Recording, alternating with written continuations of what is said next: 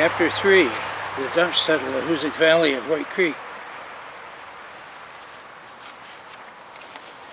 In 1603, Samuel Champlain sailed from France to become Governor-General of Canada, and the first permanent settlement of what had long been called New France was underway. In 1609, Sir Henry Hudson, an Englishman in the service of the Netherlands, explored the river since named for him, the same river referred to by us as having been visited by traders and missionaries from France 3/4 of a century earlier. The expeditions of Samuel Champlain and Henry Hudson relate to White Creek history, in that the former was responsible for the erection of the province of Lake Champlain, which threw White Creek on the frontier of New France and involved our earliest settlers in a lengthy period of border warfare and a bloody dispute with the Dutch and English over territorial claims, and the latter was responsible for the creation of the colony of New Netherlands, the peopling of which culminated in the eventual settlement of the Hoosick Valley of White Creek. Hudson called the waterway he explored the River of the Mountains. It was not until the English had taken New Netherlands from the Dutch after 1664 that it was honored with his name. Hudson knew from the writings of Jean Fontenot, published in 1578, that the French had ascended the river to trade with the Indians, and it is not to be doubted that he saw the ruins of the stone chateau on Castle Island which the French had built. The native Mohicans were as friendly toward Hudson and his crew as they had been towards the French traders. Hudson's mate noted in his journal that they went ashore to find a very loving people and very old men. Says George Baker Anderson, the natives were so kind and gentle that when they found he would not remain with them overnight, and feared that he left them, poor children of nature, because he was afraid of their weapons, he whose quarterdeck was heavy with ordnance, they broke their arrows in pieces and threw them in the fire. The Indian historian Grace Greylock Niles says that the Abenaki king welcomed Hudson as Onetho, the Great Spirit, returned from St. Ange, the land of the angels beyond the sea. Lest the reader be confused, it should be here noted that our native Mohican Hoossicks of the Algonquin strain were by nature far more friendly than hospitable to strangers and newcomers than were the fierce Mohawks of the Iroquois. They were somewhat timid, rather slow to anger, and trusting with an almost childlike faith, but once aroused to hatred, their passion for retaliation and war was at least equal, if not superior, to that of their enemies. In Cooper's Last of the Mohicans, Hawkeye, the white scout and hunter, says, "Look to a Delaware or a Mohican for a warrior." On the 21st of September, the Half Moon rode at anchor opposite Schodack. From Jewett's journal we exert the following account with its quaint spelling. The master and mate determined to try some of the chief men of the country where they had any treachery in them. So they took them down into the cabin and gave them as much wine and aquavitae as they were all merry, and one of them had his wife with him, who sat as modestly as any of our countrywomen would do in a strange place. In the end, one of them was drunk, which had been aboard of our ship all the time we had been there, and that was strange to them, for they could not tell how to take it. The canoes and folks went all on shore, but some of them came again and brought stripes of beads. Some had 6, 7, 8, 9, 10, and gave him, so we slept all night quietly. Not long after Hudson's departure, the Hoosacks and Mohicans became embroiled in bitter warfare with their old enemy, the Mohawks, and the tide of fortune went against them. By 1620 they were entirely routed from the region of the upper Hudson, and took up their homes with their kindred along the banks of the Connecticut. Adrian Block's figurative map of New Netherlands about 1614 shows them located in their new homes. It was not from lack of military superiority that the Mohawks, Mohicans, and their great Abenaki democracy eventually fell apart, more because of the superior cunning of the white man, the use of strong drink introduced to them by him, and other dissolute traits acquired through their relations with him. John Underhill and Cotton Mather upheld the contention that the Abenakis were descended from heathen tribes, and had no rights a Christian was bound to respect. The fur traders cheated them of their peltry and robbed them of their lands for a few kegs of beer and wine, or perhaps a few trinkets and blankets. The English, French, and Dutch throughout the 17th and 18th centuries plundered them of their hunting grounds, and the natives found that they had received in turn only an unquenchable thirst for the white man's liquor. Says Thoreau, the white man comes, pale as a dawn, with a load of thought. With a slumbering intelligence as a fire raked up, knowing well what he knows, but not guessing or calculating. He buys the Indians' moccasins and blankets, and buys his hunting grounds, and at length forgets where he is buried and plows up his bones. Other visits by the Dutch merchantmen followed hard on the heels of Hudson's voyage, and by the year 1614, according to Block's map, there were settlements at New Amsterdam, now New York, Sulpus, now Kingston, and Fort Orange, now Albany. These were trading posts merely, and enterprise netted the operators a handsome profit. Something more stable than a few isolated trading communities is essential to hold the colony together.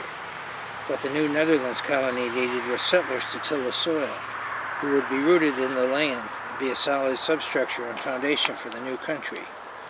Accordingly, several core companies of displaced persons, French Huguenots and Walloons, were encouraged to settle in the vicinity of the posts of New Amsterdam, Sulpus, and Greenbush. The settlements were further swelled by thrifty immigrants from the Netherlands' fatherland. The Walloons and Dutch burghers, snug and secure in their settlements along the Hudson Valley, looked around for broader unsettled areas that would offer pleasant prospect for homes for their growing families. They took hunting trips to the deserted lands of the Hoossacks along the Hudson, the Battenkill, and the Hoosick.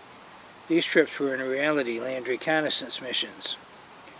They visited the Hoosick Valley of White Creek and took note of the fertile fields deserted by the Indians. Lucy!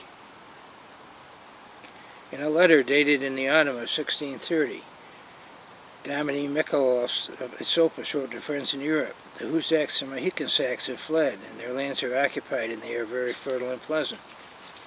By the year 1650, Louis Viele, son of Cornelius Vealey, the colonial plenipotentiary of several Indian treaty meets, had pushed up the Hoosick to within 3 miles of the present town of White Creek, there to subdue a portion of the wilderness and lay out a farm. He was a man of considerable means for those days, and brought with him a large family and a number of Negro workers. He proceeded with his improvements on the strength of his deed from the Indian sachems only, nor does there appear to have been any confirmation of his purchase by letters patent. The antiquarian is often puzzled over the conflict between dates of actual settlement of a locality and the dates of these formal land grants, which gave a sound legal title to the settlers' land claims. The manner in which the land was taken up in those days would appear strange to us, in this day of warranty deeds, deeds with full covenant, etc., etc. But it was not uncommon at the time for settlement to proceed in advance of taking title, and the king's grants almost always followed after the settlement of a region was underway, to secure the pioneers in the results of their labor. In the decades 1650 to 60, Vealey was followed by others who had learned of the great fertility of the central Hoosick Valley country, and the fine water power which abounded for miles thereabouts, and at least one venturesome family had cleared a home site within the present limits of White Creek near Buskirk's Bridge. This several-acre tract was referred to by George W. Germain in his Centennial Day address at Cambridge in 1873. Declares George Baker Anderson, author of Landmarks of Rensselaer County, who was our authority for the assertion that other families followed the Vealey family into this part of the Hoosick Valley during the decade 1650 to 60. Comparatively nothing is known of Vealey's neighbors or the other settlers until the year 1707. But the settlers were there, nameless as they may be. It may therefore be said with reasonable certainty that the first Dutch settlers were in White Creek towards the year 1660. This establishes the town with respect to its earliest permanent settlement, the contemporary of such historic places as Williamsburg, Charleston, Boston, and Philadelphia. Chapter 4. The Mohican Hoossacks return. The Pomponics settle in White Creek. The Scatticokes deed the land for the Hoosick grant. In the decade that followed the advent of Hendrik Hudson and the coming of the Dutch to New Netherlands, the Mohican Hoossacks became embroiled, as we have seen, in a bitter struggle with their old enemy, the Mohawks, and were forced by the fortune of war to take up new homes beyond the Green Mountains, on the banks of the Connecticut River. They were located above and below Coos Falls, where they were joined by their kindred of the White Mountains and the Maine Woods. The New England tribes combined with the Mohican Hoossacks to help them regain their old homeland and hunting grounds. For 20 years the cauldron of conflict seethed. The old trail, which became the warpath of that dark and bloody period, ran through the Hoosick Valley and across the town of White Creek on its southern and western sides. The hills and dales of our Alkill and Hoosick Valley have oft resounded to the fierce war whoop, and the soil of our town has been stained with the blood of the foemen as they met here from time to time in mortal combat. King Philip, the mention of whose name once struck terror into the hearts of the New England settlers, once passed through White Creek at the head of several hundred of his Wampanoag warriors, bound for the Mohawk Indian country. The famous old Chief Greylock, the last Sachem of the Warrenoaks, traversed the town many times on similar missions. The Hoosick and Mohican chiefs, Soquan and Maquan, led many an expedition against the foe in the unrelenting struggle to repossess their native forests. Towards the year 1669, a band of French and Algonquins led by the Marquis de Tracy, Viceroy of Canada, fell upon the Mohawk castles and slew large numbers, leaving many of their villages in ashes and ruins. Chief Soquan the Hoosick, learning of the plight of the enemy, determined to strike before they could recover. The last mortal combat between the age-old enemies took place near Amsterdam, New York, and proved to be a fight to the finish. With this battle, the vaunted terror of the Mohawks ceased to be, nor was it ever again known in the region of the Saratoga and Hoosick hunting grounds. The Hoosacks and Mohicans returned to their native forests, and Governor Lovelace went up to Albany to mediate the formal peace that were in for all time the age-old hostilities. Under the terms of the Treaty of April 1670, Maquan was awarded a tract on both banks of the Hudson from Havre Island northward indefinitely to Canada. The Schaghticoke tract extended from the junction of the Hoosick and Hudson eastward to the Hoosac Pass of the Taconic Mountains, was then assigned to Soquan. The Hoosacks, soon after their return, adopted the new tribal name of Schaghticoke, or warriors of the mingling waters. The Pequot Sachem, Mawihu, with 250 warriors, fugitives of old King Philip's New England Indian uprising of 1675-76, fled over the old trail to their kindred along the Hudson, and shortly thereafter settled in White Creek. They were discovered by the Connecticut militia near Westfield and pursued to the headwaters of the Hoosick, where 50 of their number were slain or captured. The remainder made good their escape to Dutch Claverack and located for a time among their blood relatives in the Catskills. A few years later, Mawihu and his tribe joined Soquan's Schaghticoke colony. They built their village in the Chief's Lodge along the Pompanook Rivulet in the Taconic Hills of White Creek. Mawihu eventually deserted the Pompanook Lodge and fled to Florida. Wandered south to Florida, rather. In the meantime, the New Netherlands colony had been seized by the English. It had long been a source of annoyance to them, lying as it did between their seaboard colonies to the north and south. King Charles II solved this problem by granting the region to his brother, the Duke of York, throwing in for good measure Long Island, Martha's Vineyard, and the Pemaquid in Maine. The Duke moved swiftly to take possession of this lavish gift, and in 1664 New Netherlands was in English hands, and the name of the colony was changed to New York. On the heels of this dispute, the French began to contend over their boundaries and pushed down Lake Champlain and Connecticut valleys, and across country through the Hoosick to annoy the New England and New York settlers,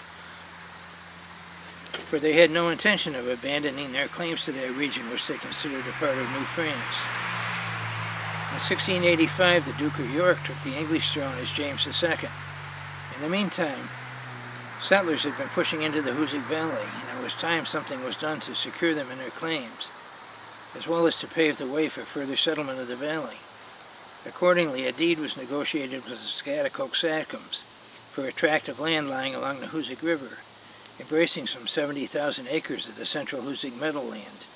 2 miles in breadth, it followed the watercourse from Old Schaghticoke to a point between the junction of the Little Hoosick with the main river.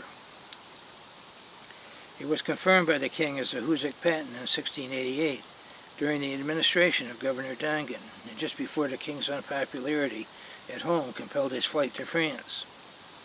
This was the first of the royal grants to cover any part of the lands of White Creek. It covered in whole or in part 4 towns of Rensselaer County and 2 in Washington County, to wit Schaghticoke, Pittstown, Hoosick, Petersburg, White Creek, and Cambridge. The proprietors, as set forth in the patent, were the following, all from the highest aristocracy of the province: Maria Van Rensselaer and Hendrik Van Ness of Albany, Jacob Van Cortlandt of New York City, and Garrett Van Vechten of Catskill. The terms provided for an annual equipment to the government of 10 bushels of sweet merchantable winter wheat delivered at the city of Albany. In return for relinquishing their claim, the Schaticokes received a quantity of duffels, shirts, hose, blankets, guns, powder, lead, rum, beer, wine, tobacco, and a number of pipes.